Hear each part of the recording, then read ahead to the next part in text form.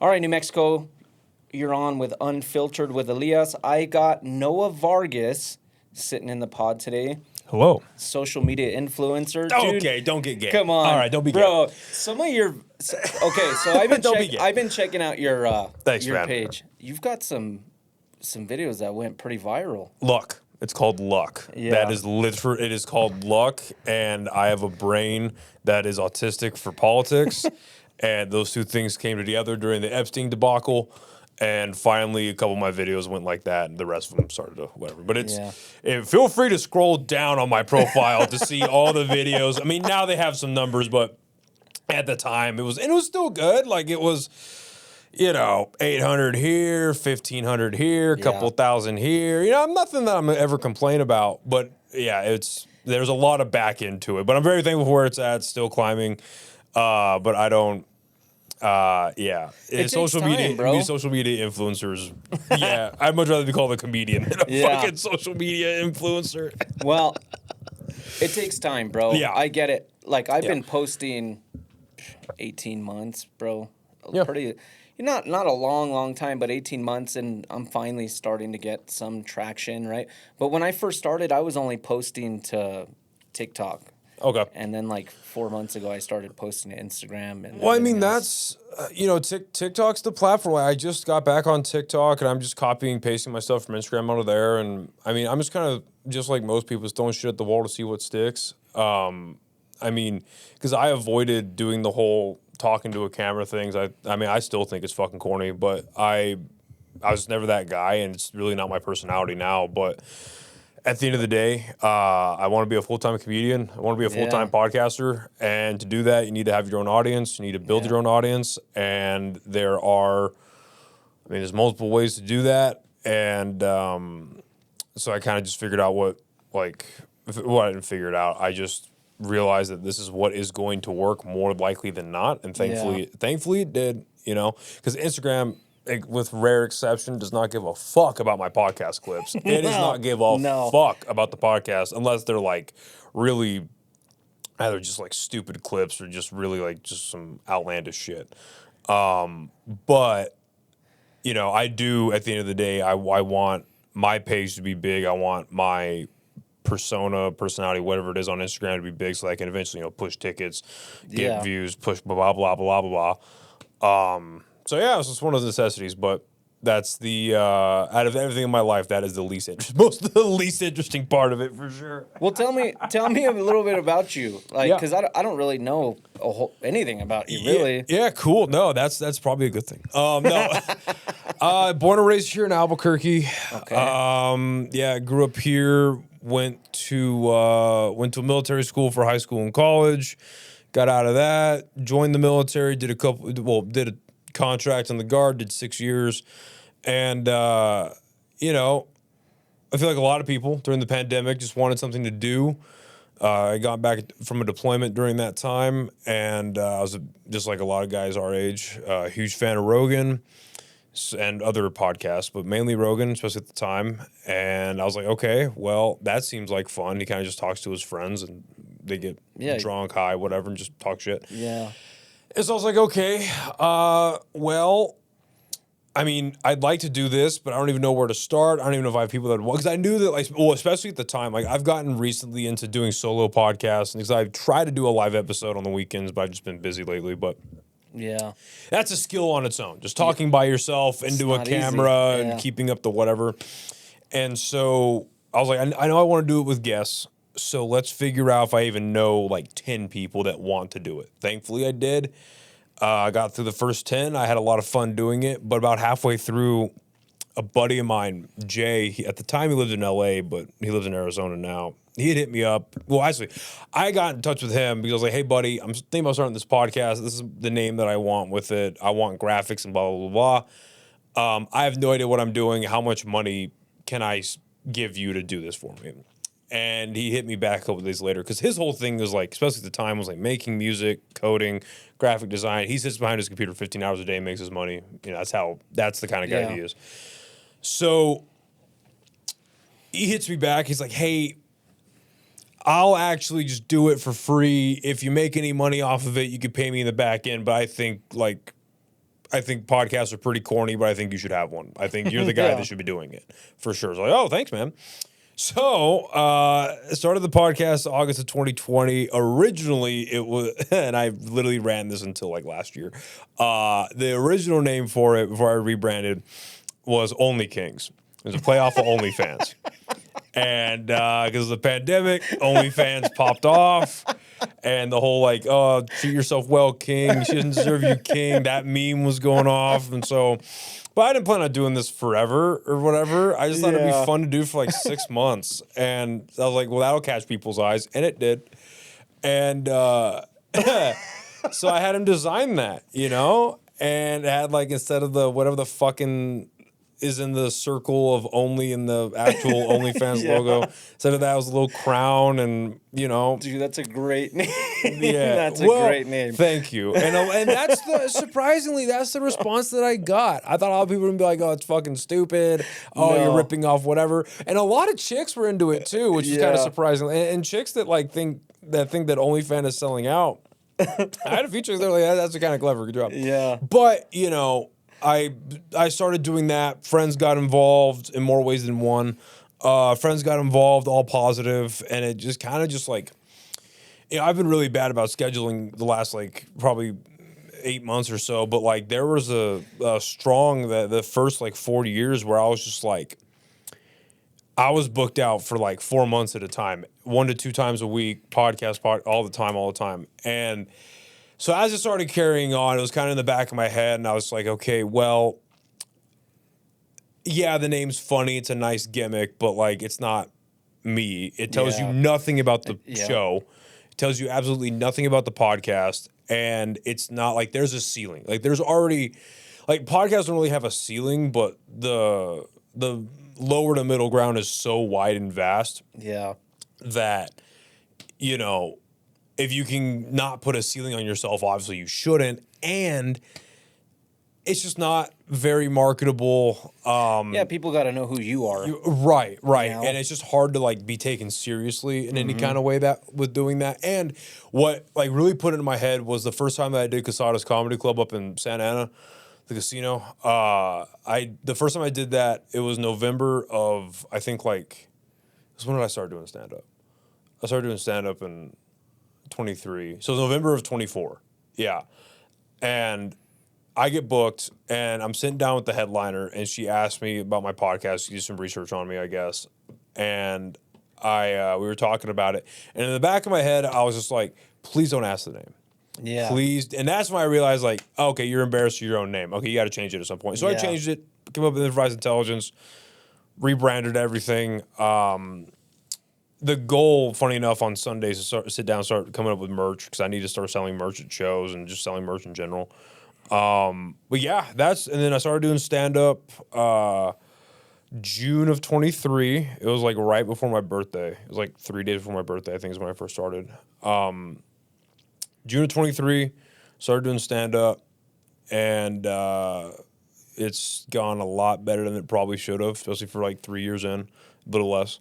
But it's been fun, dude. It's taken me some interesting places, met some interesting people, and then you know, it's cool to see like, because I saw your stuff because of Johnny, like I was saying earlier, and it's just cool to see like other people that are popping up doing their own podcasts and trying their hand at stand up or for whatever. Like I met a guy in town, did a podcast with him. He cast me in his movie. That was a lot of fun. So again, people like make movies, and it's just there's a lot of untapped talent in New Mexico. Well, so it's cool. I don't see anyone as competition, right? I was just telling someone earlier, we need more voices in this state, right? No matter where it is, we need more voices in this state. There's definitely a void in the state of New Mexico when it comes to, and you got into politics, which I wanted to ask you how the hell you got into politics, right? Because I saw you went from comedy and now you're getting into politics, interviewing Sam Bregman and so I've always been interested in talking to politicians just because I inherently don't trust them. I don't. Yeah, and no one ever should, and I tell that to their face. Not on camera, obviously, but like, I say, if they ask, I'm just like, I don't trust politicians, but I'm curious. I don't know. I've always had like a part of my brain that enjoyed politics for some reason. I've just always been that guy. Yeah. And I grew up in a very Republican household, very conservative, very, they hate us for our freedom. Fox News at 6 p.m., the O'Reilly no spin zone, all that shit, right? And I just remember growing up like not really understanding a whole lot, but kind of just being like, and I loved going to military school, and it's not a product of that, I would say, looking back on it, but like I remember going to military school because I wanted to be in the military and I wanted to whatever and go kill the bad guys, and I grew up in the Call of Duty generation. Like that's literally all I wanted. Not that there's necessarily anything wrong with that, I guess, but like it's the way in which you're pointed.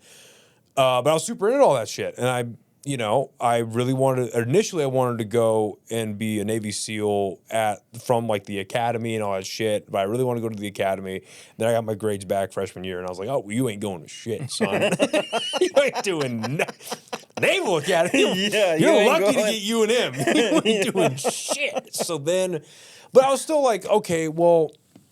And then I read more about the SEALs, and I was like, okay, obviously it's the Navy, so it's water. I fucking hate the water, so I'm not going to do that. But I was like, I could be good. Army would be neat. Try to join the Army. Didn't work out because of my eyesight. But then I tried a few years later on a different administration and got in. And I bring all this up just because up until then, I was just like, I'm going to join the Army. I did the National Guard so I could do college as well, a lot like smoother. But that didn't even work out. For a lot of reasons. But I was just like, okay, I'm going to join the Army, do the 20 years, get my retirement, do whatever, probably work for the government somewhere or do whatever the fuck. I don't know. I'll figure it out. But like, I will say the influence that I got from the military school was clearly seeing all these retired guys around me. Like the entire adult staff, except for the teachers, but the entire adult staff were all retired military, whether they were officer or enlisted. And I was like, well, life seemed to work out pretty well for them. This is all they were like. This full-time gig they have, none of them need to do it. They're all just doing it for their retirement. But then went on deployment. COVID happened. Then I was kind of like, because I was especially at the time, I was a big Trump guy, and I was looking around and I was like, huh. What really made me think the first time that maybe we're being lied to is I remember going overseas. And they were telling us like where we were at, there was a heavy, heavy Chinese presence and influence and whatever. Yeah. And they're like, and then there was like where I was in Africa, I was in Djibouti, and they built them like a UNM style college.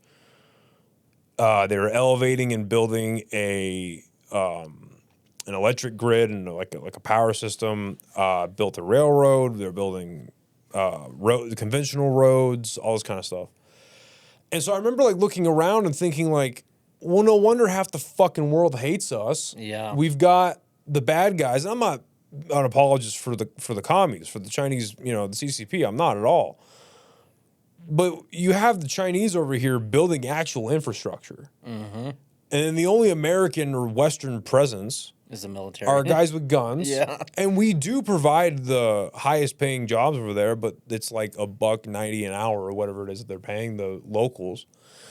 So I just remember looking around and thinking like, I never thought of this. Like again, grew up very much in the why are we invaded Iraq and Afghanistan and Syria, Libya, all these countries because they hate us for our freedom. They knock down the towers. We need to go get them. I really believe that. And I remember being a little kid because my uncle, great guy, and he's a lot less conservative these days too. But I remember he was in he went to college down in El Paso, Texas. So I spent a lot of time down there with my family, and he was part of like the Young Republicans and all that kind of got his degree in political science and blah, blah, blah. So the politics was this thing. And I remember when it was in like 2000, I don't know why. I don't know why I have this memory, but it's very funny that I do. It was in like, it was during the Obama administration. It had to be like 2009 to 2011. It was in that time period, I want to say. And I remember there was a little TV in the kitchen, and they had Fox News on, and it was just showing more bombing of the Gaza Strip. And that the title just stuck out to me. The name, Gaza Strip. Like, that's a weird name. I don't know why that stuck with me. It was the Z, just something stuck in my brain. And I remember when I was down visiting my family during that trip, I asked my uncle, because I had heard the country Israel kept coming up. And I just asked, I remember asking this, I remember this interaction because we were playing Call of Duty Zombies. I remember this very specifically. I remember we were playing and I asked, like, hey, why is Israel our friend? And he paused the game and he goes, they're the only democracy over there. They're our only friends over there. And they help us get the oil. And I was like, huh, well, it sounds good to me. And we just kept playing. And I'm a kid. Like, I don't know much. So flash forward, I start reading a lot. And during the pandemic, because the pandemic response blew my fucking mind too. It was like, wait. So the America First guy just shut down the country? That doesn't sound very America First to me. Like, what the fuck are we talking about here? Well, there's a lot of things. So a lot of people think I'm Republican, which I'm not. I'm an independent. I'm conservative. Hey, me too. I get you. I have, I agree with the Republican Party on some things, and a lot of things I don't. Yeah. And when Trump did shut down the country, I didn't like that. Well, because when you ask, when you ask Trump supporters, and I certainly used to be in this camp, not with the COVID stuff, but like I used to be a staunch Trump supporter. What really took me away from that was the pandemic response. But if you ask like the conservative party or whatever, if you ask them like, how do you like the first administration, they're always going to glaze it, right? And they say, yes, it was a great administration, great term, blah, blah, blah. But they're only really talking the first 3 years, right? And that's why I thought was interesting. This is a bit of a tangent, but this is why I thought it was interesting with the 2024 election. Of course, COVID never came up during the debates because they both fucked it up, right? Yeah. Anyway, so I start reading a lot more during the pandemic, kind of looking around, and I'm like, well, I've always had like more liberal tendencies, but I've also had some conservative ones. And so, I can't really align myself with the conservative party much just because of the COVID response. And I look at the insanity of the liberal party, of the Democratic Party. I'm like, well, I can't really align myself there. So I'm like, all right, I'm kind of in the middle. And when I started doing the podcast, I was like, okay, I know a goal is going to be talking to local representatives, politicians, whatever. And I sat down, the first one that I sat down with was years ago with Jay Block. He's a representative now. Yeah, he's in Sandoval County. Yeah. And we were supposed to do a podcast, not that I'm like blasting or whatever. We were supposed to do one about a year ago again, but his people kind of just like ghosted me and never came back to me. And I think I know why. But that was an interesting conversation. It was a very good conversation. We disagreed on a few points, but it was a good conversation. I enjoyed speaking with him. I was like, okay, well, now I know that I can moderately do this well, so I just want to keep doing that. And because, even though I knew it would be easier to market, because it's like, oh, you're another guy with a microphone that talks to everybody. Oh, you're so special, right? But I'm also like, I didn't want a podcast just about, like I said, I love comic books. I didn't want a podcast just about comic books. I didn't want a podcast just about political stuff or just about comedy. I did just want to talk to anyone that I can. And so that's why, like, if you look at my library, you'll see, a politician, and the one right after that will be like one of my best friends. And they'll be like a musician, there'll be a comedian, there'll be yada, yada, yada. So I would say the recent tick with politics is just like, that's a lot of what I downloaded in my brain. And at the end of the day, like I was saying earlier, I do need to grow the Instagram. And I was like, well, I'd like to do political humor, but I don't do a lot of it on stage because, I'm just trying to build my act about me. Yeah. And like, I do have some political jokes and I do have some whatever, but I'm more concerned about just making everything else that I find funny, making that funny, and then doing the divisive stuff as an afterthought. Like I'll get to that once I have, stuff that I know is just bangers, right? So I was like, okay, well, I know that I can make political jokes funny enough for the internet. I know I can do that. So I just started doing that, and thank God it worked. Thank God, because if you're throwing up cringy ass videos like I am and not getting the response, it's tough. So the one that you did were the Epstein file one, and you said you got a photo, and then when you opened it, it was Trump unzipping Clinton. I thought that was hilarious, bro. That was I was surprised at how many people thought that was real. Because I was making that. I was at my aunt's house. It was Christmas. And I was like, okay, I need to put up a video. That'd be pretty funny. And I was like, okay, I'm going to make it like not beat you over the head, obvious, but I'm going to make it anyone who's even remotely computer savvy knows you cannot highlight a picture in PDF, copy and paste it into Word. So I'll do a wink and a nod. Yeah. And until it being fake. And if anyone thinks it's real, well, that's between them and God. Like, they need to fix their own brain. But what I find interesting, I will say this, because a lot of people are claiming it was AI. When I found that picture floating around the internet, I put it through a few AI detectors, like a few. And I think the most AI-leaning one came up as like, there's a 75% chance this is real. But everything else was like 99%, 100% real picture. And I was just like, well, if you read the Epstein files, there was a email in there that alluded, or actually flat out said, that Putin probably has a picture of Trump blowing Bubba. And at the time, the only guy who was referred to as Bubba was Clinton during his campaign. Now, there is also a possibility, if you would prefer this, Ghislaine Maxwell's favorite horse, the nickname of that horse was Bubba. So unless you prefer that, he was probably sucking off Clinton. But that's your proclivity, not mine. So, but yeah, it was. I'm shocked that one did as well as it. It's still climbing. Like, it's about to hit 20 million views. Okay. So I'll talk about this here. This is just an idea that I have, because last night I was pretty stoned after work, and because I didn't get back home till like 2 a.m, and so I got pretty stoned and I was watching Batman, and I was like, I really need merch. Like, I need to come up with merch. Like, this is a fresh, like, not a fresh idea of like I need merch, but a fresh idea of like what to make for merch. And I'm just like thinking up ideas. I wrote some down and whatever. I want to put. Well, I want to, and I'm going to. I'm going to put that shirt or that picture on a shirt. Now, I don't know what I'm going to caption it, or I'm gonna have multiple versions of it. It's just going to be black with the picture. I might put like, what I thought might be funny is. Bubba Trump Shrimping Company. That could be funny for the Forrest Gump fans.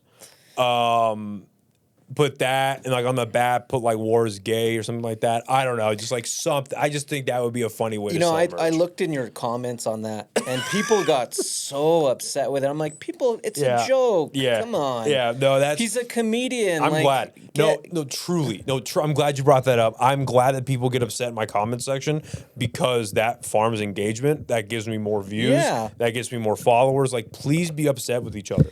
Like, truly, because no sane person, because most of them are bots anyway, first of all, most of them are bots. But the ones that aren't bots, that are arguing in the comment section, when people are arguing, it's no sane people. It's people that are chronically online, that stay in their basement, stay in their home, or they're just on their phone no matter where they're at, whether they're on the toilet, they are at their work, if they go to the gym, if they go get a drink, whether they're always on their phone. That's why I haven't got, like, I have an X account, and I have a couple like really cringy old Twitter accounts that I needed to delete just because I had them when I was like in middle school. But that's why I've never been on Twitter. It's just like I went on Twitter a lot when Kurt got killed, and then when the Iran war like really started like a month and a half ago. Yeah. That's when I like made it, like I got on like a recent-ish Twitter that has like no followers and no profile picture, whatever, and I just kind of like ghost scrolled and see what was going on. But that's why I stay off of Twitter, just because I know what I have heard about what kind of a cesspool it is. I'm just like, that's not my.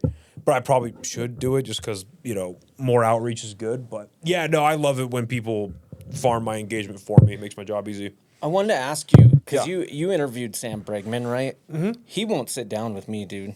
Okay. What kind of reading did you get off of him? I think he's a nice guy. Truly. Like, I think he's a nice guy. I will say this, and this is not just for Bregman. This is just for politicians in general. That's why I really like sitting down with, like, Mei-Ling Armijo, and then... I met her. She's nice, and even though she was a little bit This other girl that I met. No, Mei Ling was great. This other one, oh my God, Alpana Adair, if you know who that is. No. She ran for mayor, and dude, I'm not gonna publicly disparage anybody. I can tell you what happened after the show, but she needs some like legitimate help. Like, really? God bless her. But we had a good little 2 hour or so conversation. But my point bringing all this up is my one criticism of, I guess, it's not a criticism of Sam, it's a criticism of the interview, and same with Greg Hull, was I just wish I had more time. Yeah. Because an hour is great, but that's like people, I don't think people understand how quick an hour goes. Yeah, it's quick. And it's like a sample platter, right? That's why there's such a uniqueness, at least at the time.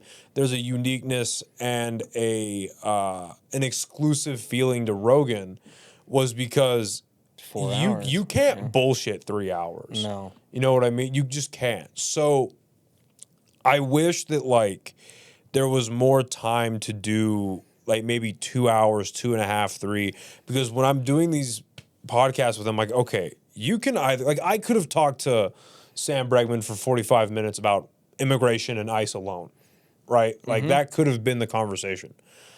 But do I want to make this podcast only about his views on immigration? While immigration is important, there are other things on the table. So do I only make it about immigration, or do I touch multiple topics, ask one or two at most follow-up questions if I really want to dig in, and kind of just let the audience get their feel for it. You know what I mean? So that's, I'd say, my only real criticism. But, like, I mean, I think Sam's a great guy. Just from the interaction that I had with him, he was very hospitable. Team was hospitable. Bit grandiose for my taste. You know, you can see that in the interview, I think, the very politician-y answers. But, I mean, hey, if that's how you want to do your things, I do your thing. I think people are done with that, bro. They're done with those, like, flick up your tie and I'm gonna be perfect kind of. People are done with that kind of politician. Yeah, it's definitely a flavor of the old regime. But I mean, not that I think anyone would really be a slob, but like, it's like, I get it. Like, a part of me gets it, right? You are, because at the end of the day, for the time being, your biggest voter block are the boomers, the people that are gonna come out and support. And like, he did have some young people on his team, don't get me wrong, but I would imagine a lot of the people that are going to be talking about you, coming to your rallies, coming to your whatever, and like I said, voting and probably leaflet papering for you, are going to be an older generation, and they expect something out of their politician. So it's like, yeah, I totally get what you're saying, but yeah. But yeah, he was a cool dude. Why do you think he won't talk to you? Outside of, I'm sure, not getting back to you, but that's not. I will say this: I wouldn't take that personal. We invited him to the debate, right? He doesn't want to do the debate. You're thinking of Legacy. Yeah, he won't. I've invited him multiple times to sit down, and they kind of always blow me off. And look, I've interviewed everyone, right, from congressional candidates to all the governor's candidates. I don't know why he won't sit down, bro. I mean, I'm not going to attack him, but I could give you a few reasons. I'd imagine the reason why he's not going to go to the debate at Legacy is because it's at Legacy. I'd have to imagine. Well, look, that's a part of it. Sam Bregman his whole campaign strategy is dependent on Republicans, right? He's hoping to pull Republicans to vote for him, even in the primary, right? That's their strategy, and I mean, everybody knows it, right? I mean, but they've also got to maintain their current voter block. Yeah, that's my only reason about saying about Legacy itself, because Legacy has the reputation for being a hyper conservative, which I get, obviously, but a hyper conservative organization. So I'd have to imagine it's a part of it. But then it's also like, you game that out, and it's like, wouldn't you then be incentivized to go? Exactly. And but then to also try to understand politicians is a bit of a fool's errand anyway. But he's 26 points behind. Some polls even have him at 30. So my thing is like, what do you have to lose? What do you have to lose? Like, I agree. Really, you're 26 points behind in the Emerson poll, and other polls are showing you at 30. What do you have to lose about getting? I'm not a Republican. I'm a conservative. Yeah. You know, but I'm not a Republican. Right. And I wonder how much of it too is because I mean, I know in my own personal experience, like before my Instagram decided to skyrocket, quote unquote, skyrocket. Because it's still like, because I'm not like, I don't treat it like it's this big fucking thing. Like I'm very happy and I'm thankful for it, but I'm also like, I've just entered the lowest echelon of like, you know, Instagram, whatever the fuck. But I wonder how much of it too is just like their campaign probably looks at it and they're like, well, you can go do, which obviously after sitting down with you for about 30 minutes into this and seeing a little bit of your content already, you clearly know more about politics than Johnny James, obviously.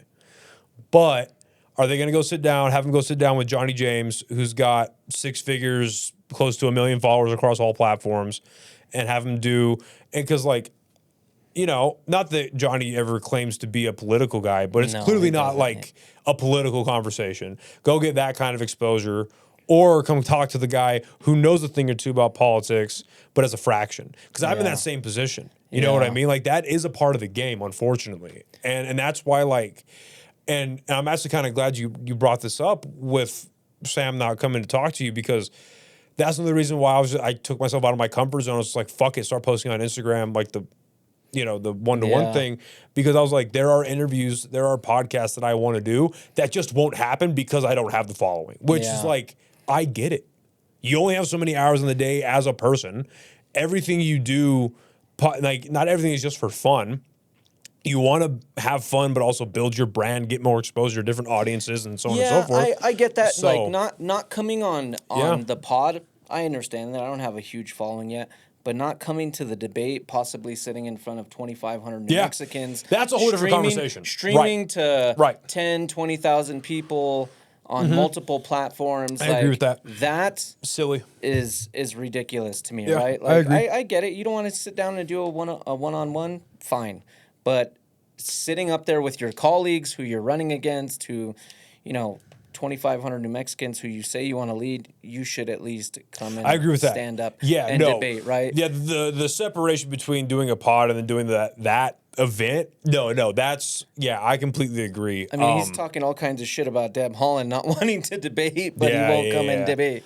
Yeah, that's... Dude, political ads are so gay. Yeah.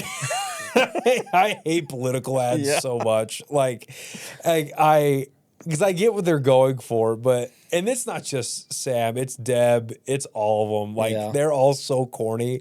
It's, I don't know, dude. Like, it was funny. Not that I'm taking credit. I'm not taking credit for this, but when I sat down with Sam, I think I said it in the episode, but I know for a fact I said it afterwards.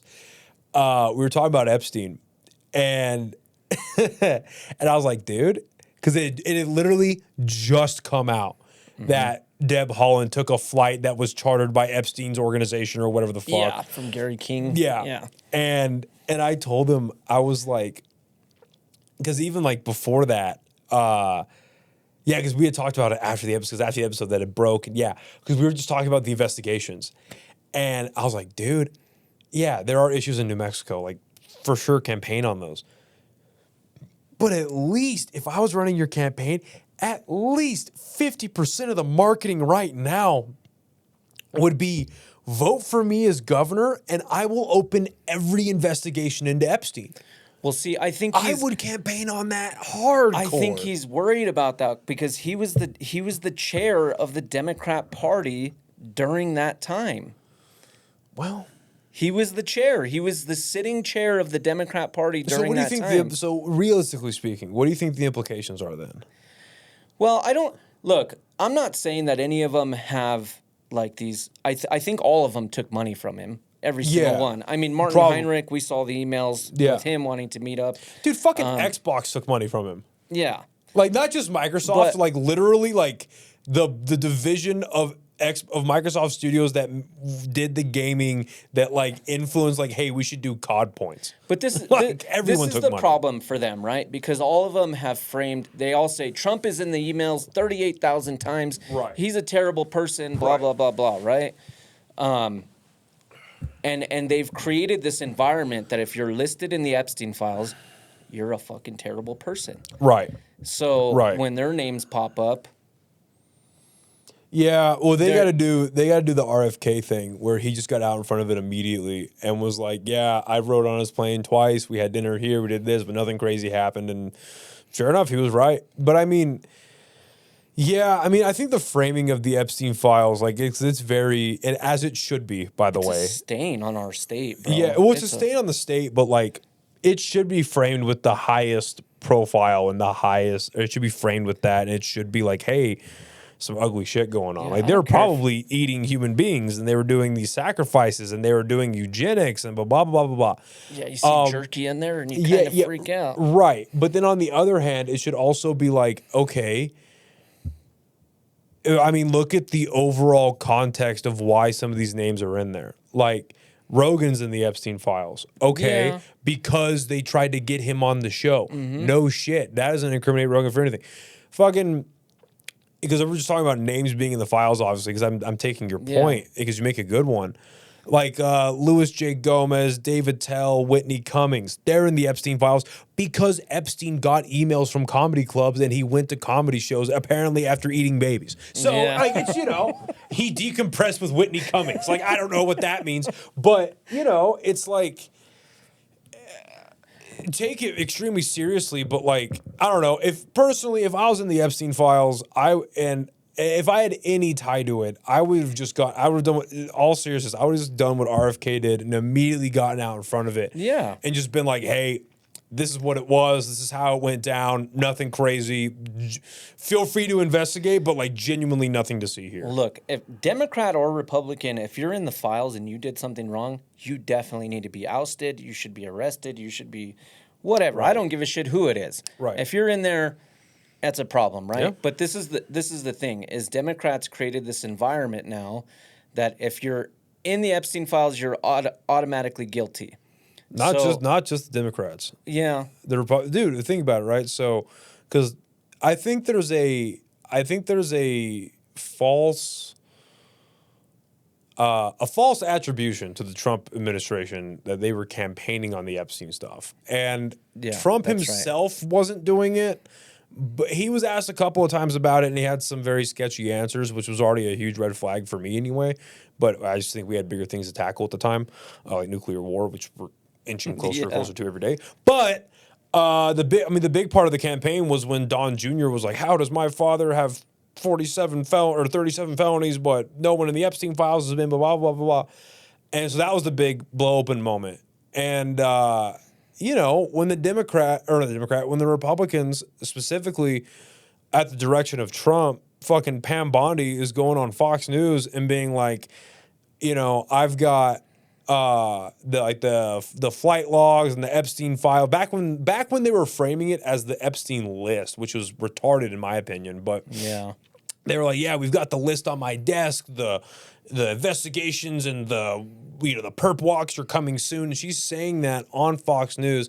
Then, what's it called? Project Veritas is getting on her, and they're releasing these tapes of her saying, oh, yeah, I've got over 10,000 video files of CP and all this sexual assault material on children that we have to go through before we release the files. And we've got the footage of all these people doing these horrible things. It's like, okay, great. And then they wheel out all these right-wing, MAGA influencers or whatever with the binders in front of the White House, which clearly had nothing in them. So they fumbled this whole thing, right? Yeah, so they did. Yeah, so my whole point in bringing this up is like it's both sides of them. Like the Democrats, like it is mostly Democrats in the files. Yeah.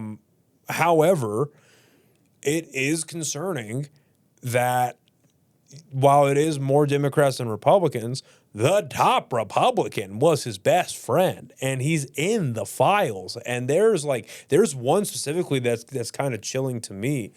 So there was and the reason it's not getting investigated, and it's legal, like it's, as far as, I'm not a lawyer, but by the book, it looks like the investigation didn't continue because of all the stuff got dropped by the by the accuser. But there is this Jane Doe who had accused Trump and Epstein of sexual assault. Sexual assault in like June.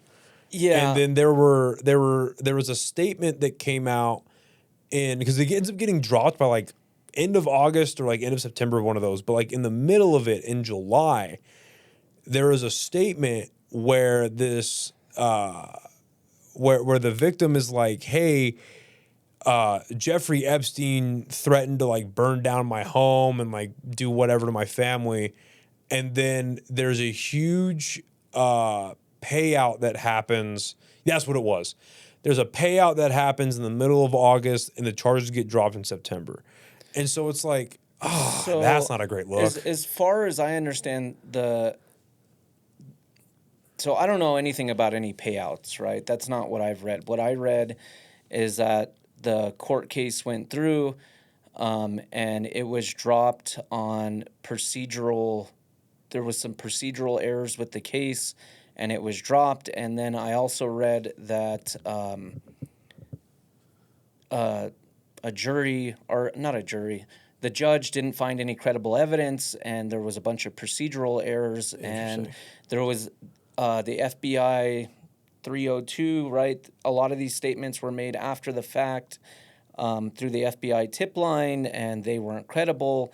So I don't know about payouts or anything, but what I read is there was a bunch of procedural errors and there wasn't any credible evidence. So I think what you're referencing, so there was two separate incidents. There were two separate ones, and there was a massive one in that, and I forget what it's called. Maybe your producer can look it up, but it's an FBI tip line. Look it up, Jacob. And it's got like an actual acronym.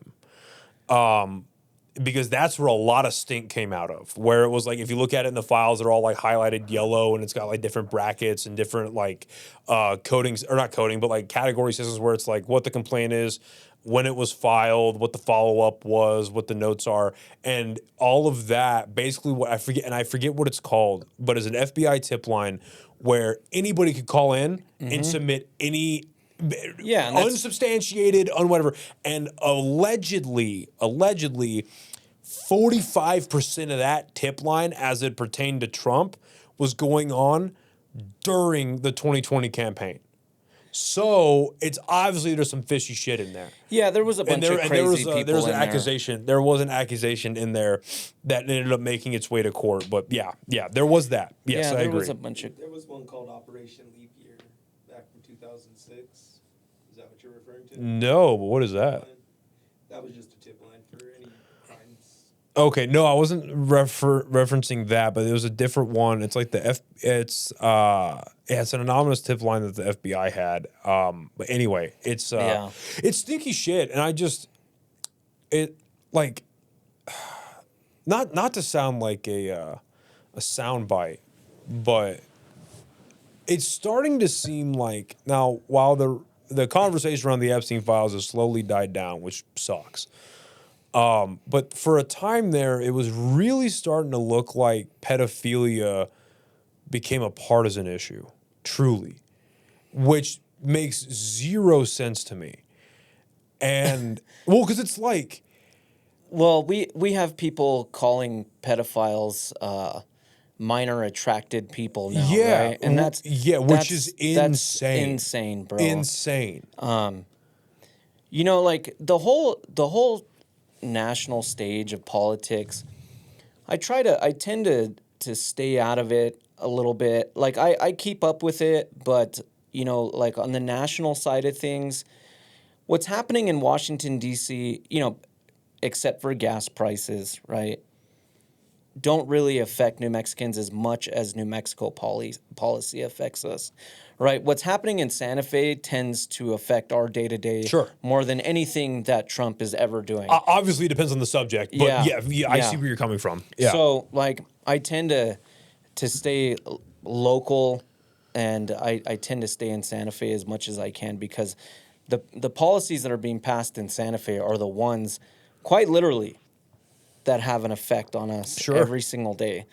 But, you know, I get what you're saying. So the whole Epstein thing, I think it was fumbled. I think it was messed up. It was like, I think that they should have just released everything and let the chips fall where they may. If there was Republicans that were doing some dirty shit, they should have been arrested. If there was Democrats doing some dirty shit, they should have been arrested.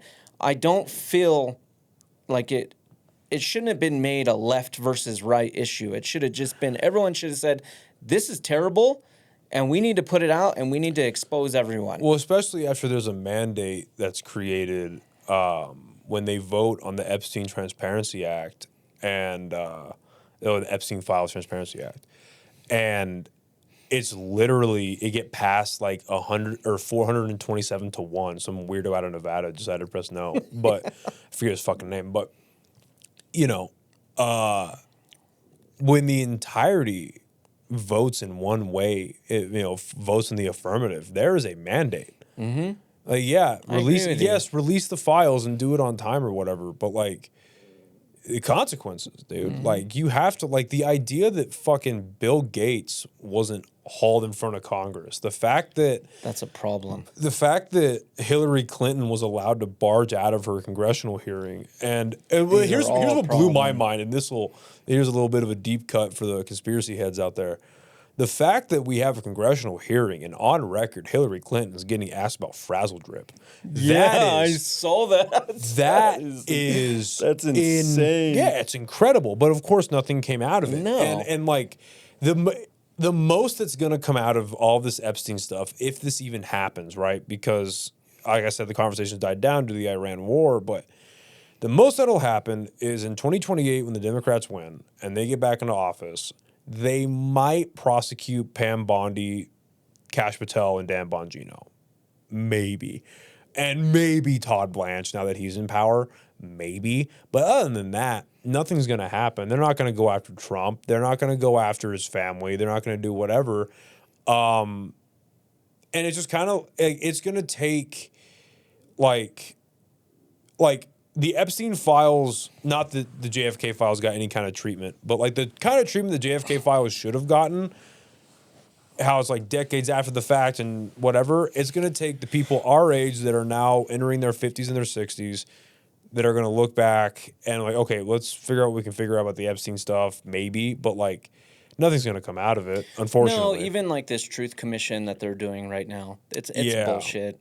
It's interesting. There's who's that? Stansberry is running that? No, it's Andrea Romero. Okay. So this is what really pissed me off, right? They formed this Truth Commission. Which is, we'll clarify what that is just so I know. So it's our legislator, Santa Fe, right? It's our legislative house. They formed a Truth Commission to investigate the Epstein debacle, okay, we are talking about the same thing. Okay, so okay. They name Andrea Romero, who's a representative, as the head of this Truth Commission. And Melanie Stansberry comes, swoops her up, and takes her to Washington, D.C., literally a week later, and there she's out there in Washington, D.C., commingling with all of these politicians who are possibly in the Epstein files. That pissed me off. I'm like, why does Andrea Romero, a state representative, need to be in Washington, D.C., commingling with the people that may be in her investigation? Right. So, why did Stansberry go get her? What was the official narrative? So I didn't hear about this. They took her to Trump's speech. What the hell was it? The State of the Union speech. That was a while back. So what are they doing now? Because I haven't been following up on this. So I have not been reading about it at all. As far as I know, she right now it just looks like she's doing interviews. Now there are investigators. Like there's a retired FBI agent who's helping them. There's a few other investigators that are looking into it. Nothing significant though. Nothing. Yeah, nothing that I know of. If I was, dude, like again, maybe this is why I could never be in politics or like I would never get elected in the first place because big money wouldn't like allow it. But like, if I was running for governor, you know they do all this gay shit where it's like Kristi Noem did it, where she was doing those campaigns where she was dressed up as a blue collar worker, dressed up as a nurse and all that type of shit. I would be in a fucking bulldozer and in an excavator. And I'd be like, hey, you see this shit? We'd be taking this to Zorro Ranch. I don't care who owns it. I don't care whose property it is. Yeah. We will figure it out. We will allocate the $65 billion or whatever we have just sitting in a fund. We will allocate some of that money to fucking tell these Texas owners to go away for a couple of years while we excavate their land where there may be dead bodies, dead children. Just the idea that this operation that like, this coffee's finally waking me up. The idea that operation can happen on your land, like truly, right? If we're going to be this land, this indigenous land who has this rich background of like the Native American history and like the Mexican, Hispanic, Spanish heritage, and we care about our land and we care about our whatever, right? That's like the New Mexican culture. That's been pitched to me. That's the New Mexican culture is you care about your land and you care about your family and you care about your heritage and blah, blah, blah, blah, blah. Cool. I'm fine with that. I actually kind of love that. It's great. Bears great fruit and it allows us to have the culture that we have. Great. If that's the case, how then are you going to square the circle of the biggest pedophile ever, at least recorded, let's just go that way, recorded pedophile, had dozens of acres of property on his ranch is on the property where they most definitely or more likely than not trafficked, raped, beat, assaulted, killed, ate, fucking turned children into jerky for all we know. And some of the biggest people that have walked the face of the earth in the last 50 years went to that property to do it. The idea that you have that in your state and you're not doing anything about it, again, that would be my pitch. Well, he was protected. He was definitely protected, right? And the people that protected him, I think, are still in office. It's fucking incredible. And so another homegrown thing, I'm trying to remember all the details that I can. So when Johnny made that video about the girl that got killed that got killed locally by her fucking mom and like the boyfriend. Oh yeah.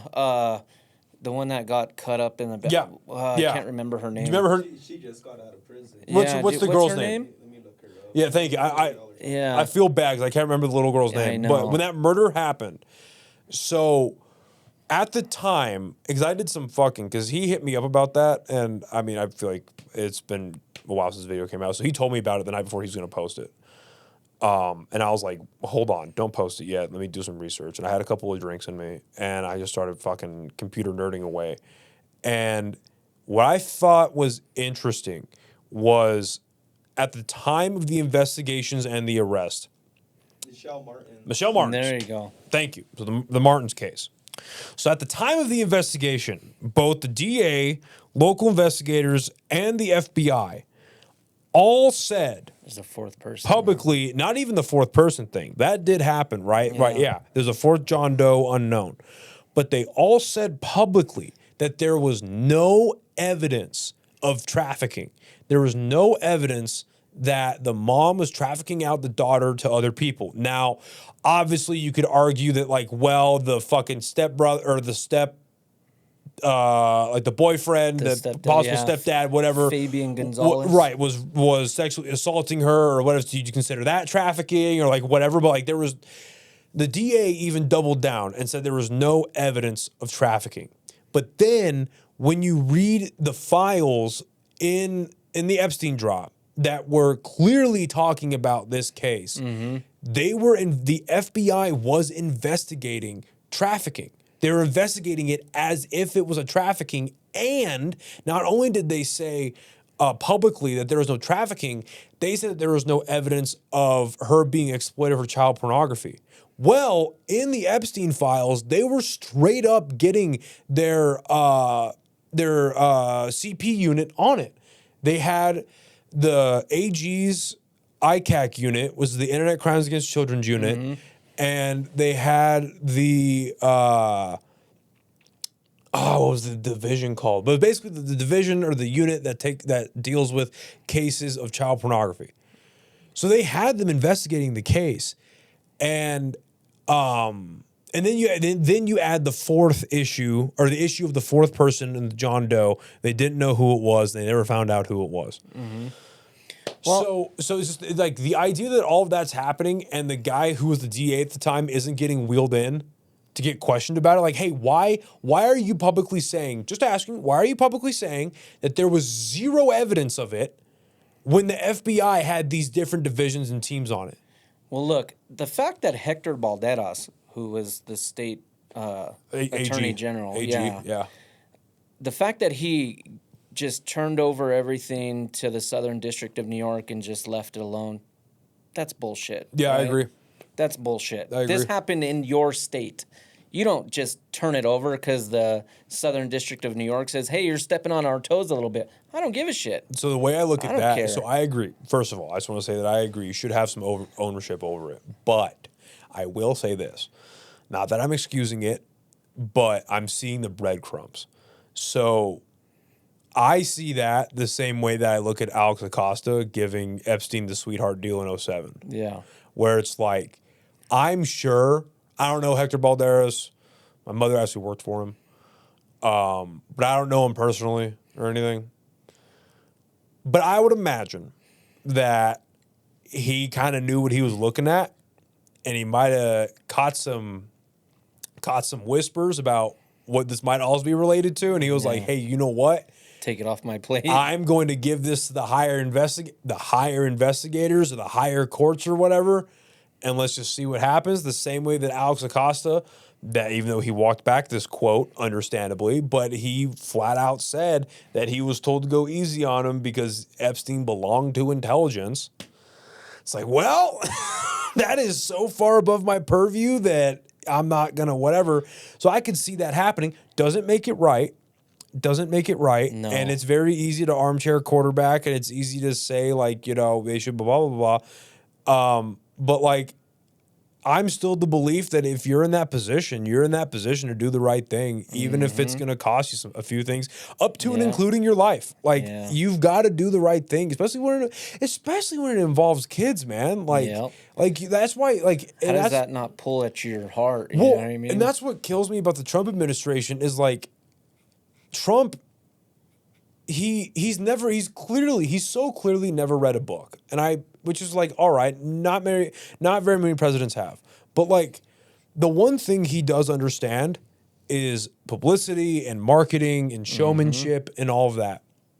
And the fact that they either so clearly missed the mark and underestimated how much people actually gave a shit about the Epstein files, or they knew about it and acted like this either way. Anyway, either way, it's bad. But like, the idea that they couldn't clearly look at the Epstein files for what it was and understand that the American people as a collective, Republicans, Democrats, Independents, whatever, as a collective, the American people have decided that you don't get to rape American girls. Yeah. Like, you don't get to do that and get away with it if we have a say. And there was massive outcry. Everybody's like, hey, what the fuck is going on with these Epstein files, man? And they're not doing anything about it. Like, it's just... Well, look, it's already going away. Yeah. It's already going away. And look, I honestly think we're not going to find anything real out about it for... We'll probably have grandkids by then. Yeah, and that's what makes it concerning about how they're handling it. How they're handling it in the state of New Mexico, because this is literally the last chance. Yeah, because Washington's not doing shit about it. This is, through, like I said, it's Democrats and Republicans. The Biden administration, they had every chance in the world to do something too. They've had the opportunity to do it since the 90s. Yeah, and this is the sad thing, right? These people that did these things, they're just being protected, and it's sad to say, but Americans have a very short attention span. Yeah. So it's gonna go away. Yeah. Right. It's already kind of going away, and we won't find out anything about it until something breaking happens again. Yeah, and I just wish that okay, you remember this was like in 2016, 2017. It was in the first year that Trump got elected. So it was 2017. Do you remember when Trump sent out the alert message to everyone's cell phone? Do you remember that? I don't. So yeah, they sent out this alert message. It was like, this is from the White House.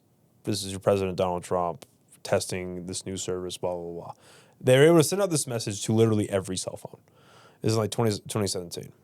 I just wish that if I was president, or even if I wasn't, I just wish I could sit down and send out a message to every American cell phone and just, this is a link to the live stream, tune in, and just be like, hey, I know you guys are real concerned about this Iran war thing, but the only way we take care of this Iran war stuff, we take care of the Epstein files. Because this Epstein files thing is a prime example of how all the people that you elect to run your, whether it's your municipal counties, all the way up to the White House, this is why they make the decisions that they make.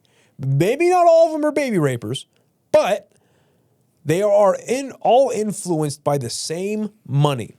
All of them. This is why this is important. And just break it down like a slideshow. You know, like this leads to this, leads to this, leads to this. So if we get to the bottom of this, we can prevent this, we could stop this, we could stop this, and go through the whole gamut of the issues of our country. Because if you're, in my opinion, if you're to boil down all of the issues that our country is having right now, it is dirty money in politics. I would tend to agree with you on that. Money in politics has ruined politics. Yeah, it's quite. I cannot stress this enough. Like it is the root of everything. Like if you want to find out why the wars are continuing the way they are, if you want to figure out why the data centers are continuing the way they are, if you want to figure out why the climate change agendas that kept trying to get pushed through, why that was a thing, literally why we don't have universal health care, why pot isn't federally legal, why there are so many gun restrictions, like why they want to fucking trans your kids, like every 80-20 issue in this country, why it's not going the common sense route, boils down to dirty money and lobbying. Mm-hmm. All of it. All of it. Yeah. You know, the 80-20 issues, that's what's always freaked me out. Why, like voter ID, right? It's an 80-20 issue. Yeah. People want voter ID, but we're just not going to do it. Why do you think that is? Truly, like it sounds like a fucking conspiracy theory, but like it's because that's the other thing too, is that none of these issues exist in a vacuum. The no voter ID issue goes hand in hand with the open border policy and the immigration issue, where it's like, okay, you can bring all these people into the country, you let them vote, they all tend to vote Democrat, and you fudge the numbers. Like, it's just a thing that happens. Like, and if it's not a thing that happens, why is it then? Yeah. Well, why is it then that in California, and this isn't just an anecdote that I've heard on podcasts, this is from my friends in California. They've told me about how the people that work at the voting centers tell them to not pull out their ID. Yeah. And they just get a ballot and they fill out their information, or they fill it out digitally, or whatever, how do they do it per station. And then in New York, how it's the same way. No voter ID needed. You just show up. Here, you don't need a voter ID. You just show. No. Now, granted, here it's a little more constrained where you do have to give them some information. They look you up in a system. But that's not how it is in California and New York, from what I've been told. They just give them a ballot in California? That's what my buddies have told me, is that you just get handed a. So it's like. Yeah, because every municipality does things different. And there are some municipalities in the United States that are letting illegal immigrants vote in municipal elections. Well, there was people during the pandemic who, now, granted, clerical errors happen, right? I'm not going to say that they don't. But there were people in the pandemic that received ballots for their relatives that died months prior. Dude, my grandparents. So my grandparents both died in 2022, and we still get mail-in ballots for them. We got mail-in ballots for them in 2024. I'm sure we'll get them again. And not just like two of them either. Not but just people can't vote. Yeah. Well, I just had the lady running for Secretary of State, Ramona Goolsbee. She was just in here, and she paid to get our...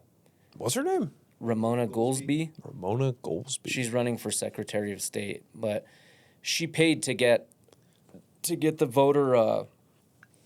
the voter information, and she found 3,800 dead people on the still in, and she found 715,000 irregular. She found 715 problems with people, like sure incorrect dates of birth. Now, is this last names a different? specific part of New Mexico, or is this like she's just looking up the entire state? Mm-hmm. Okay, yeah. Yeah, because there's like 1.2 million registered voters. Right. Well, and that's what I find interesting too, just on the registered voter thing is, and I'm sure this is not a problem that's unique to New Mexico, but No. Everyone in New Mexico complains about how nothing gets better. It's always going to stay the same. The land of manada, blah blah blah, and you hear a lot of that specifically from Republicans, at least from what I can see. And it's like, okay, I'd bitch too. I get it, man. I totally get it. But then you look at the voting the voting demographics, and out of all, so for the race that was between Ronchetti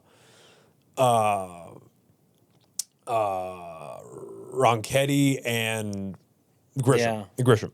So out of all of the registered voters, it was something like 60%, high 50s, 60% of the voters voted. Then you break down out of that, it's 33 to 34% of registered Republicans voted, and then like 41 to 42% of registered Democrats voted. Yeah, so it's like, people okay. don't vote. Yeah, so it's like, okay, like I totally understand complaining, and I totally understand being unsatisfied with the state of your state. I totally get it. There's things I'd improve too. I get it. But if you are not willing to get up and vote, like I think personally, I think that not voting is a vote on like the federal level for president. Like I totally subscribe to that.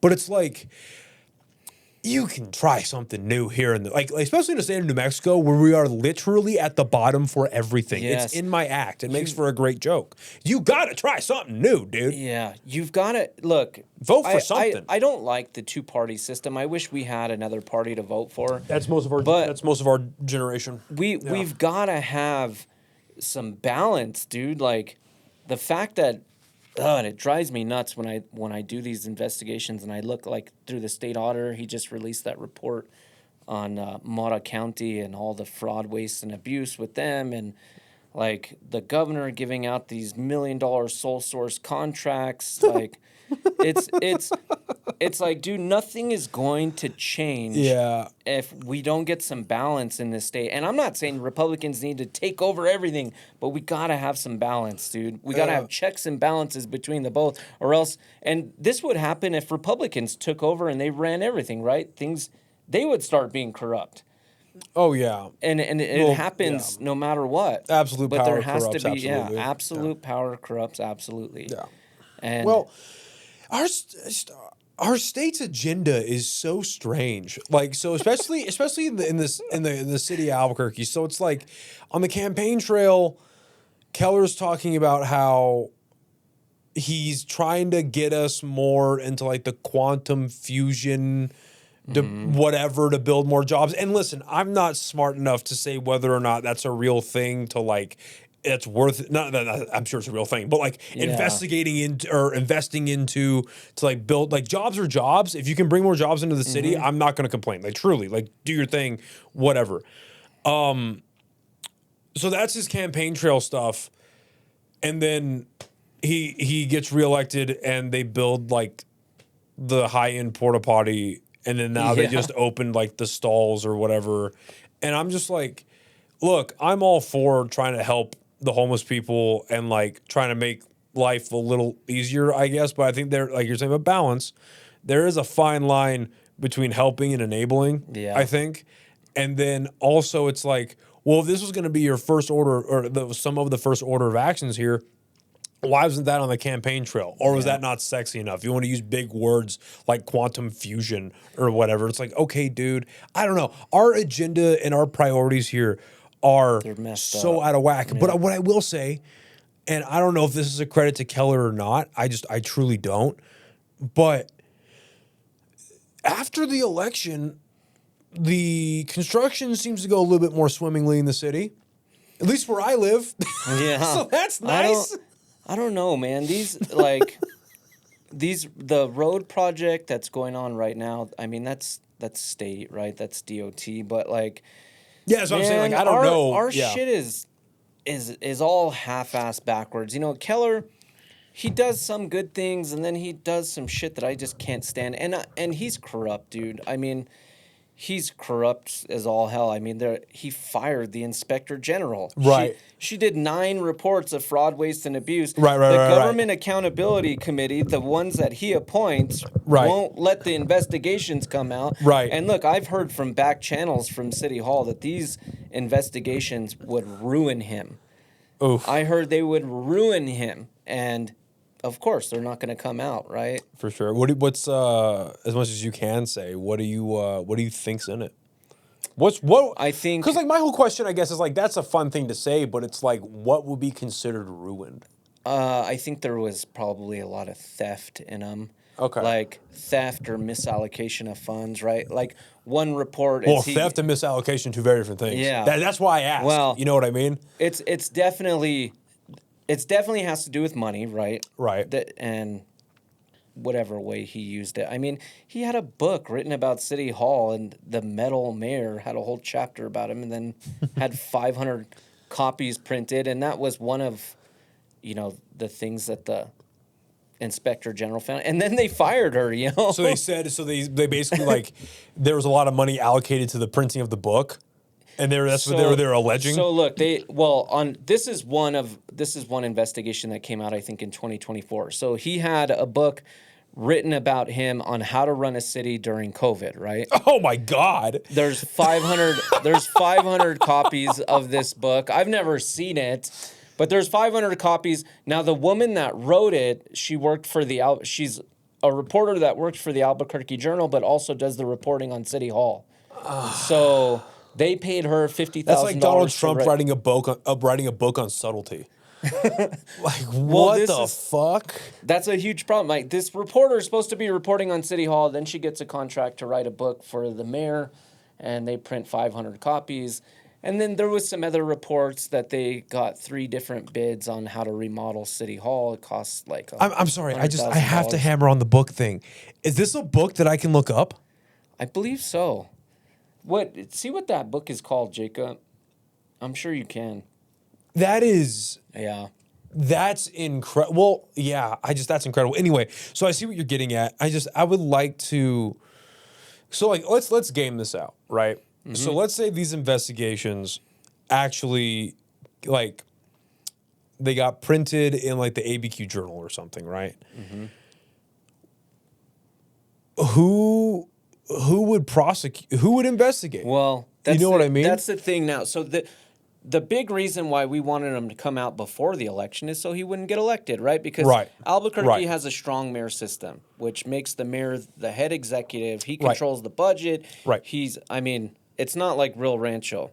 So now, even if it came out, what's going to happen? Like, right? Talking about city at a crossroads? I don't know. I think so. Inspector General investigation found that Tim Cowler spent $97,000. That's what it was. On a self-published book. Yeah. Can you text that to me? That's beautiful. I want to look into that. That's funny. So, it's because then would that fall then on the Attorney General to do something about it? The DA, okay, and which they're all in cahoots with Keller anyway. Yeah. So it's like you'd have to wait for a new administration, and how big is that? How important is that really? And they wouldn't come after him. Raul Torres works right down the street from him, so I doubt that he's gonna come after him.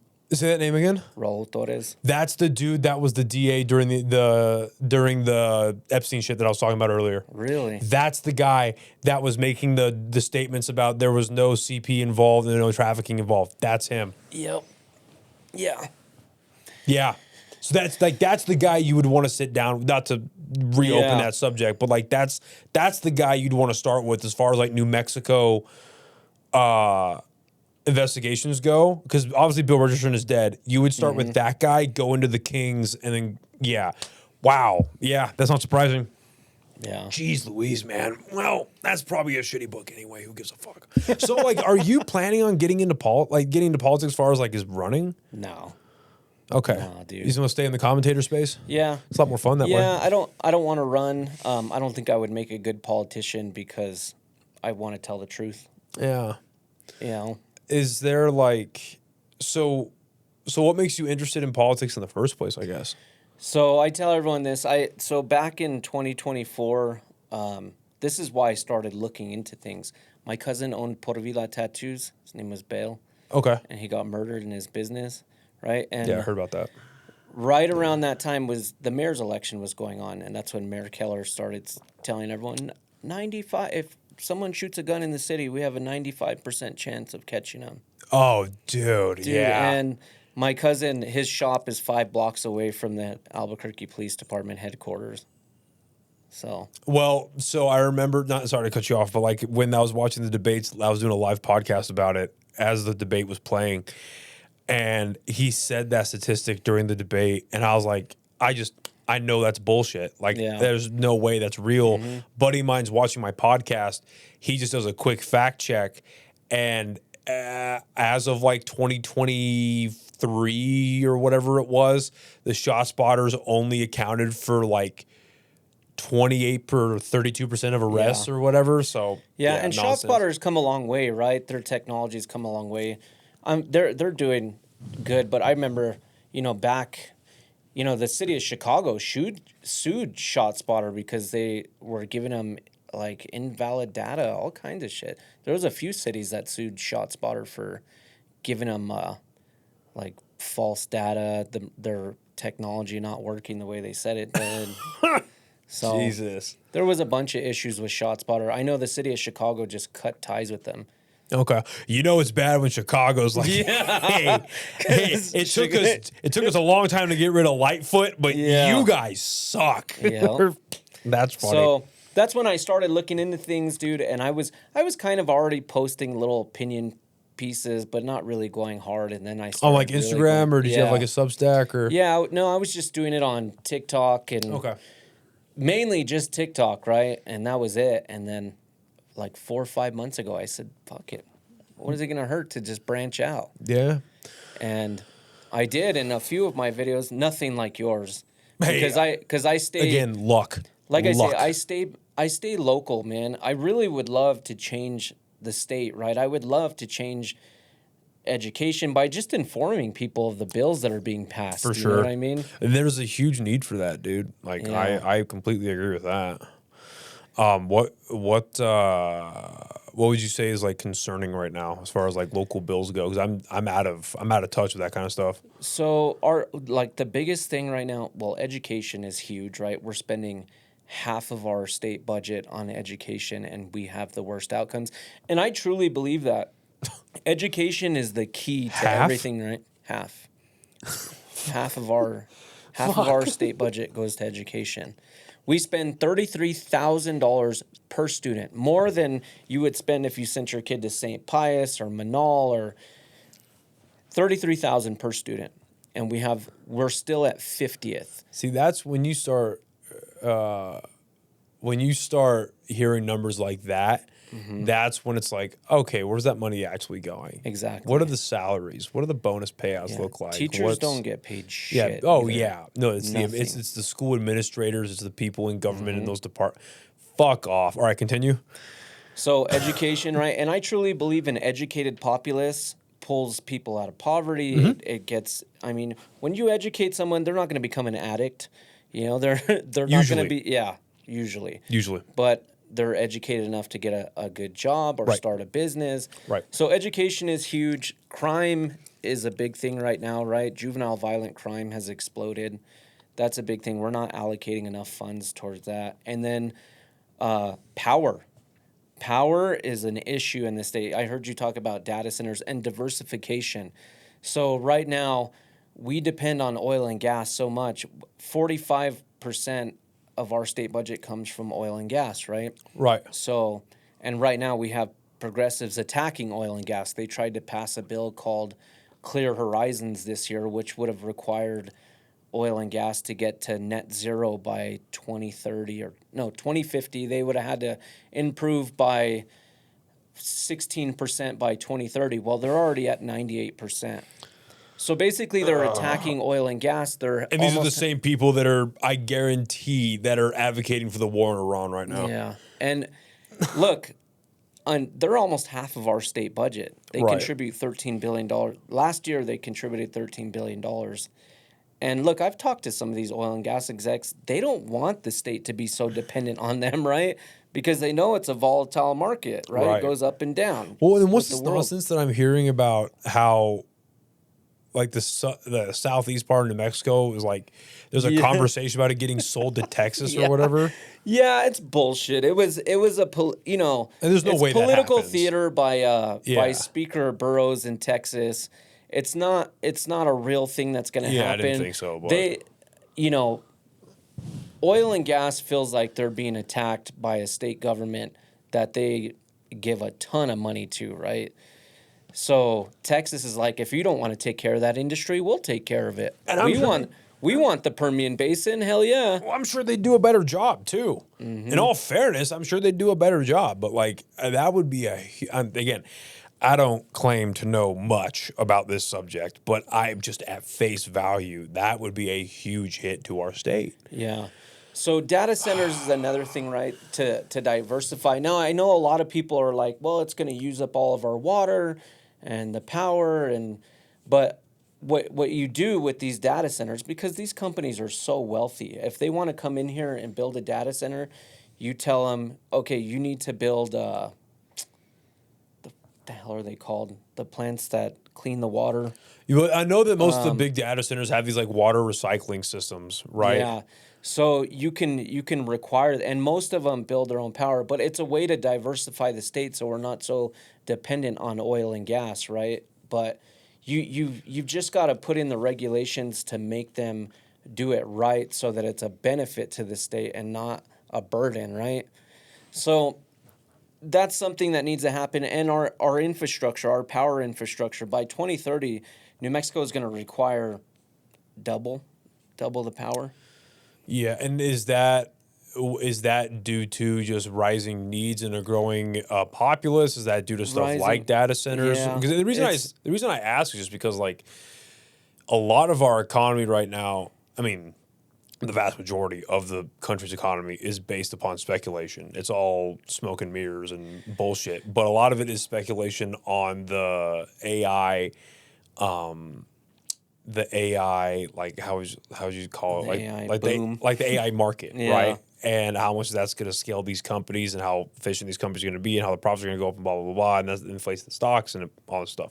So there's an incentive, obviously, for them to build the data centers so that continues, right? So it helps our economy drive in theory. But so all of that coming back down to the state level, our power needs are going up because of data centers, I'm sure, is part of it, but also as we progress, our technology improves, right? And you think about how many things you plug in your house, right? How many things operate on power compared to 10 years ago. Right. So, every household is using probably double the power that it used 5-10 years ago. And every asshole male between the ages of 25 and 40 has a podcast now. Yeah. So we all need to plug in our shit. Yeah. And our infrastructure is in dire need of some improvements. Oh yeah, we still got hanging wires and shit, dude. Yeah. Oh yeah. So that's a big one. And without an infrastructure, I don't care who you are, you're not attracting anyone to come into New Mexico to build or create a business. That is a problem we consistently have. Yeah.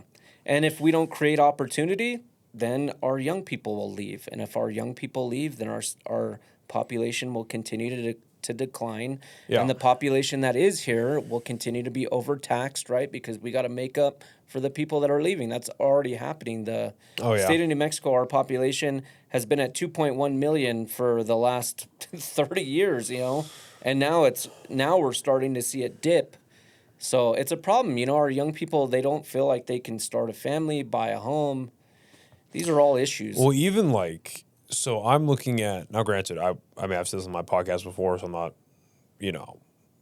hiding anything. I'm not going to say the actual number, but I have a considerable amount of debt. And, but even if I didn't have the debt issue that I have right now, and I just have my normal salary and a VA loan, I look at the price of homes and I'm like, even if I had no money going to pay off my debt right now, add all my purchasing power, and I have a loan that allows me to get a home without a down payment, and I look around at the market and I'm seeing what I could buy, even something that's a little bit out of my price range, none of it is worth buying Absolutely none of it's worth buying. I understand it's important to get a home just because, you want to own your own shit. But then also it's like it's a growing real estate's a safe thing that grows. But like, I mean, I think we've all come to the conclusion that this bubble ain't going to pop. And if it does pop, it's not going to be anytime soon. But like, none of this shit is worth buying. You're paying 2x, 3x over what these homes are worth. So and look, when you're 60 years old, you don't want to fucking be paying a house payment. You know what I mean? What, you don't want a 50-year mortgage? Yeah. It's the dumbest thing I ever heard. But look, when I'm 60, I don't want to be paying a house payment. But I'm in the same boat, right? I got divorced many years ago, and I, sold the house. Now I'm a single parent, right? I have custody of my daughter. We're living in an apartment. I'm looking for a home, but dude, I'm a single income. Right? Single income. And it's tough. It's tough. So these are all huge issues affecting the state. Not to mention, I mean, in the last 8 years, our budget has doubled. Yeah. Because what's the city budget's at like 1.3, 1.5? So 1.5. So the city of Albuquerque is broke. They are broke, dude. That's why, I don't know if you saw this, it was a couple months ago, they tried to raise the GRT tax half a penny. They were going and that's telling the everyone, gross receipt, right? Yeah, they were trying to raise it a half a penny because they were trying to drum up $140 million because right now the city's broke. How are you broke off of a $1.5 billion budget? Well, we've created all these social welfare programs. The mayor created that... the community, what is the name of that place? The one that takes the place of the police officers. Oh, the Albuquerque, is the community response, whatever. Yeah. So instead the of ACP, right? Yeah. Instead of a police officer coming, they come.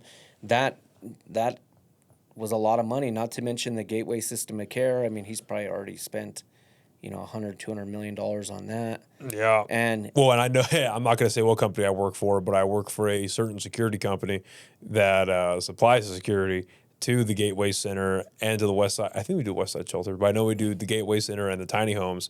And I've seen the invoices. Yeah. It's pretty expensive. Yeah, security is not cheap. And the thing expensive. that sucks is he built their main center over there off of Gibson. Nobody's going down there. They were supposed to be servicing like 1,700 people a day. I think they... Fuck no, that's not happening. They get like 50 maybe a day. Well, I mean, they had that whole asbestos issue that pushed them back for like a year and a half. And then you actually get in there and, dude, like, it is not up. It is not what you're paying for. No. And specifically, you and I, what we are paying for over there is not happening. Like, I've been there a couple of times and I've seen it. It does not look good. Yeah. It looks like a government-ran facility. The problem, like, with what he's trying to do is you can't enable people. You can't give them, free needles and free pipes and vouchers to hotel rooms and TANF where they're getting $600 a month and food stamps where they're getting $200 a month and then expect them to go into treatment after that, right? Right. I mean, if they're getting a place to stay every once in a while, they're getting food, they're getting a check, they're getting free needles and pipes and foil and whatever. There's no incentive to get clean. Is that free needles and pipe shit really happening? Yeah. Oh, yeah. Jesus fucking Christ. Yeah. So, I mean, you enable people, right? And look, I was an addict for 10 years, bro. I was an opiate addict for 10 years. I went through it. I still sponsor addicts till this day. But if someone gave me all of that when I was using, I'd have never got clean. Right. Never. What would you say was the defining thing that enabled you to get clean? Hitting rock bottom, bro. But not just hitting rock bottom, I had my daughter. That was a big motivating factor for me. I had my daughter. My ex was using too, and I knew one of us had to get our shit together. And so an incentive structure outside of yourself is what? Okay. Yeah, and it's different. Sense. It's different for everybody, bro. There's no one right way to get clean, bro. For me, my daughter, she ended up turning into everything for me. But I tell people all the time, there's no one right way. I'm not going to tell you go work 12 steps if you don't like working 12 steps. You just got to figure out what works out for you.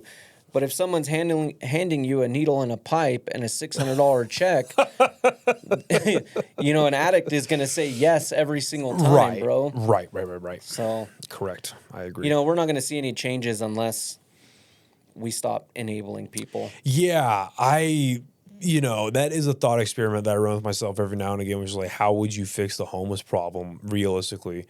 And this is somewhere that I agree with Bregman is like, well, you can't arrest your way out of it. That's not happening. I don't think you can social program your way out of it. That's not happening. I genuinely do not like, because humans, we have a horrible habit. Now, what I'm going to say is going to sound very ugly. I understand that. But however, this is the thought experiment that I run with myself sometimes. Humans have a horrible habit where we don't learn our lesson until, like you're just saying, it's rock bottom. Like, we don't learn our lessons until it's like one of the worst or the worst case scenario and whatever it is, right? And before I say this, human life is precious, truly. But like, I don't understand, like, what is it going to take to, like, it's like addiction it's a literal, like, I don't think people understand this. And I didn't until it was explained to me a couple years ago.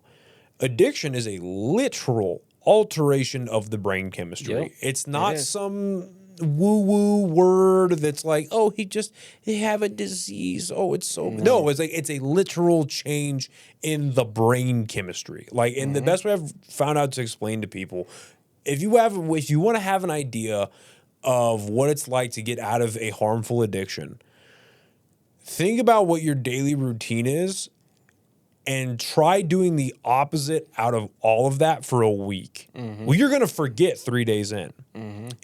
Addiction is, obviously, as you just said, it's not only is it a vicious habit, it's a muscle memory. It's ingrained in the brain. Like, it's a pattern, right?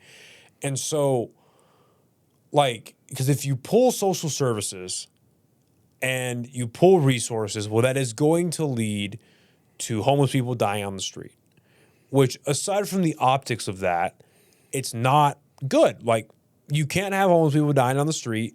It's not, obviously, you're not preserving human life. But then on the other hand, is something that drastic what it's going to take? Like, because at this point, it's like, because in my opinion, it's like, I'm not advocating for it. It's, again, just a thought experiment. It's like, what measures have to change? Because it's like, okay, they're already in certain parts of the city, there's already open air drug camps where you can literally walk down and they're smoking fentanyl, they're shooting up, there's prostitution happening, there's drug deals happening, there's arms deals happening. Like, there's open, like, they're just shitting on the ground, pissing on the ground. It's like, well, they're already, this is part of where I did agree with Darren White on a couple of his points when he was running for mayor. These people are already killing themselves. And it's like, it's not compassionate. Like, and I would probably consider myself a libertarian, but it's like, so I'm all for do what you want, but like, it's not compassionate to allow people to wallow in an environment where they're killing themselves. And it's not compassionate to the people that own businesses, that own homes in or around the areas that this is happening. But then on the other hand, money is finite. And we don't have all the money in the world to fix every homeless person in the world. We can't keep allowing homeless people to be literally bust into our city because we're the only major hub with resources, even when the resources aren't working. So it has this problem because it's very possible. People don't want to admit it. It's very possible for issues to be so big that government systems cannot fix them. That is a real thing. Are we there with the homeless problem? No, I don't think so. I think that I think it's you've got to approach it a bunch of different ways, right? Right now, we're just enabling and kind of, just letting homeless do what they want. We're kicking the can down the road. Yeah, so, but I agree. You can't arrest your way out of it, but you still have to arrest. I agree. You have I agree. to. So like right now, we're not arresting people for carrying fentanyl or openly using drugs. Like yeah, they're giving him tickets or whatever. Yeah, It's what the fuck are you talking about? As a former addict, if you want to help an addict, you got to pull them out of that situation and get them away so that they can have a clear mind for. And they might get sick. They'll be sick. They'll be hurting. They don't have their drugs. Right. But you've got to pull them out of that situation, even if it's for a day or two. You throw them in jail. You pull them out for a day or two, and they say, "Shit, I do not want to do this anymore." You've got to, So, okay, sorry to cut you off. Here's what I want to ask you. So, I heard Keller was talking about how like there's a window of opportunity or whatever, and we can track these individual addicts when we believe that they're at their window of opportunity where they're not high, but they're about to get high, and we could hit them in this window. You've heard him talk about that, right? Mm-hmm. I guess I would ask, like, is that a real thing? Like, that sounds like bullshit to me, first of all. Bullshit. And second of all, like, because, like, the only withdrawals that I've ever gone through is with nicotine, and that was hell, like, absolute hell. So I can't imagine what it's like coming off of, like, opiates or meth or God knows what. But, like, let's say you are held in the drunk tank, for lack of a better term. You're held in the drunk tank for days on end. I mean, just from your personal experience, at what point from hour zero to when you'd feel comfortable, or not feel comfortable, where you feel open to interpretation of getting off, how long would that take? Days. Right? It's days. Probably it sounds like a week almost. 2 weeks. Yeah. 2 weeks, bro. Let me just say this. So, like, when I got clean, so before I stopped withdrawing and everything else, that was 2 weeks, right? But before I felt comfortable to, like, where my mind, I felt like my brain made a shift. 18 months. Oh, fuck. Like, we're 18 months. And were you clean for 18 months, or were you kind of going back and forth? No, the last time that I've been clean for almost 10 years now. But good for you. The last time was the last time. I'd never went back. I mentally made a decision in my head that I was done. Yeah. Right? And some people can't do that. Yeah. They need Medicaid,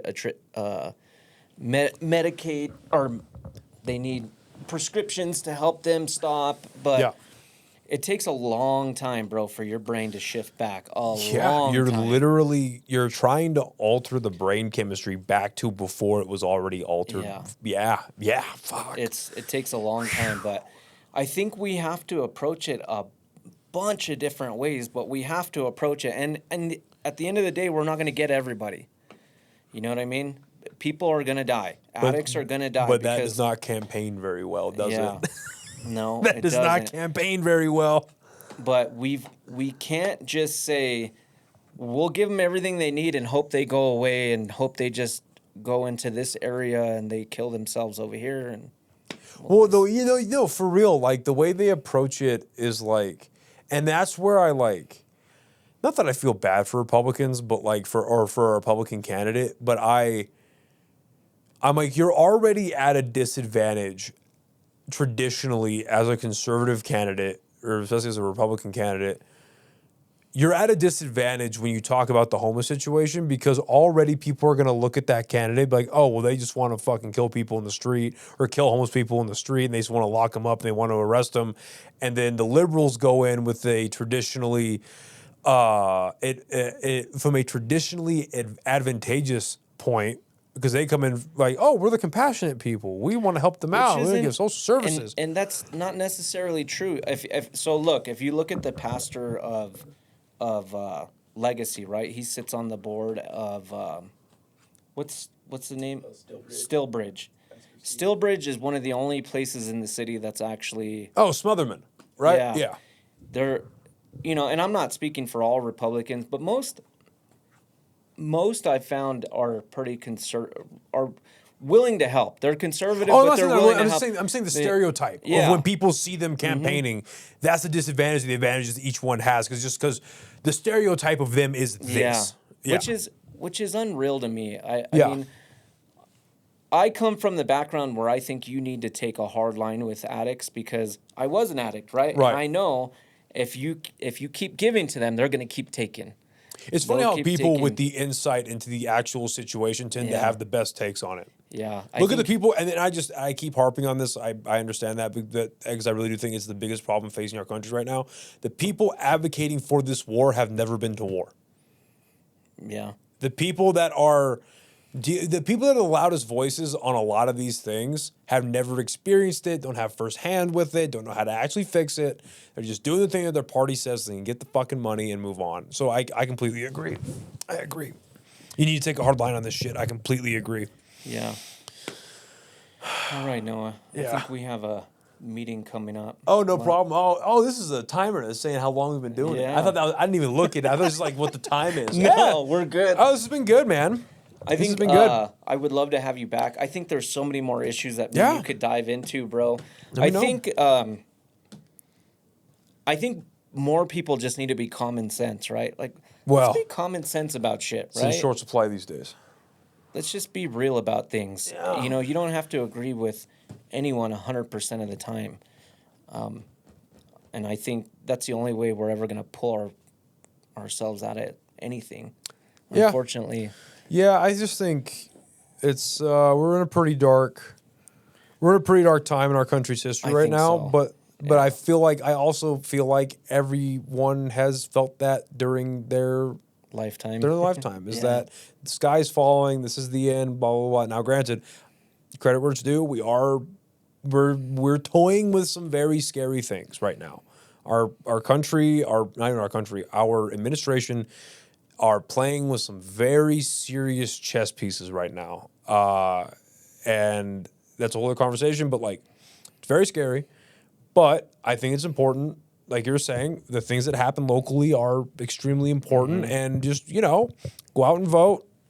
Whether or not you think it's worth it, whatever, go out and vote for the person you think really should be representing you, and fucking hope for find God, find something to put your faith in, and brace for impact, dude. Yeah. It's going to be a rough, and go to a local comedy show in Albuquerque, New Mexico, please.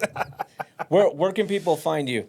Yeah, sure. So, best place to find all my stuff is on Instagram, Noah Vargas 2. I'm on TikTok. I'm on Facebook and all that stuff. And then my podcast, Improvised Intelligence. Generally, new episodes every week. I've been kind of slacking recently, but like generally speaking, new episode every week. I try to do a live episode Saturdays at 10 in the morning. And then that's on YouTube, Spotify, wherever you find your podcasts. And then all my dates for stand-up and all that stuff is going to be advertised on my Instagram, and I'll eventually get a website, but we'll see. All right. Yeah, that's it. All right, New Mexico, that's the end of Unfiltered with Elias. We'll see you on the next one.